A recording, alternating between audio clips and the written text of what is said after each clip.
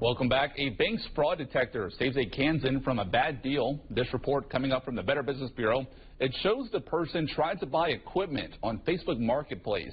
The person tried to buy a skid steer and loader through Facebook Marketplace for around $15,000. He wired money to what he thought was a business over in Colorado, but then his bank flagged the transaction as potentially fraudulent, saving him from losing thousands of dollars. So you can do your own investigation to protect yourself from any kind of bad deal.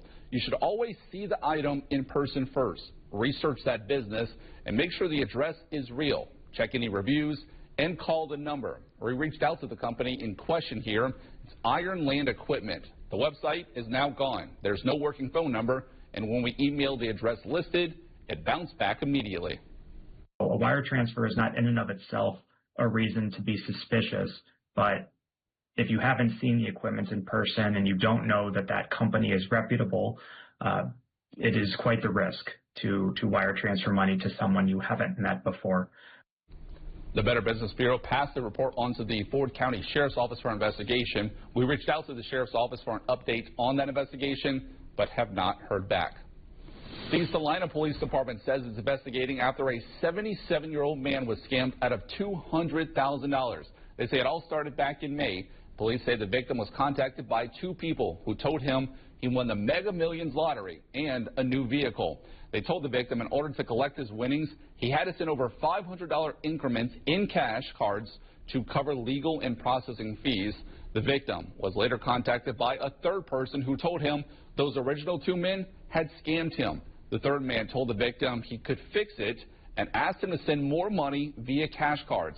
Police say the victim was also convinced to buy a vehicle, then sell it, and put the money into an account. The money then disappeared from that account. Now police say a scammer requesting a victim to send more money to help them after they already been scammed. That's a new twist. So is scammers asking the victims to buy a vehicle and then resell it. Well, we are less than 2 weeks out from Christmas, and it is the most wonderful time of year, but it may not always be for your wallet. That holiday spending can add up quickly.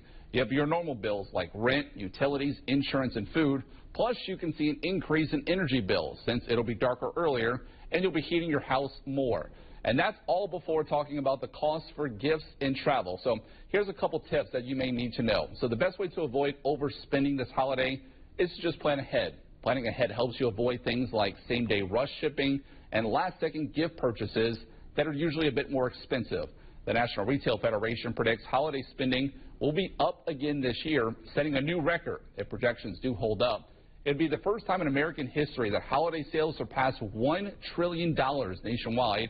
For comparison, last year's holiday sales reached just over $976 billion.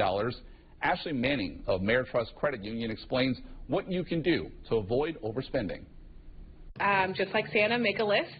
That's one of the things that I would recommend is make a list for who you're shopping for, what you're shopping for, and then set yourself a limit so that way you are prepared when you go into stores, when you're going shopping, you know exactly what you need to get and how much it's going to cost you. Now, there's some good news for this holiday spending. Gas prices are down compared to this time last year. Here in Kansas, our gas prices are below the national level, which set at $2.61 per gallon.